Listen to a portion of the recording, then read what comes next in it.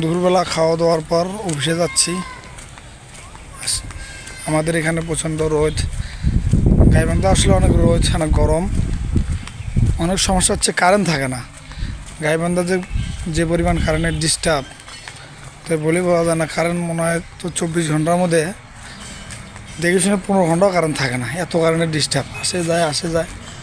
গাইবান্ধার লোকজন তো কোনো বিদ্যুৎ অফিসে যায়, কেউ কোনো অভিযোগই করে না। এই রোদেই খাওয়া দাওয়া শেষে দুপুরবেলা অফিসে যাচ্ছি।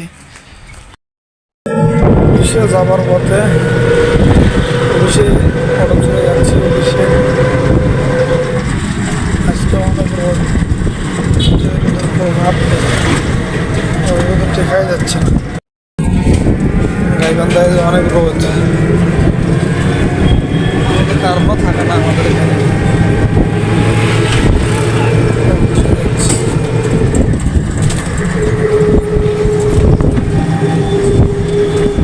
হচ্ছে বাঁধেরমাটা,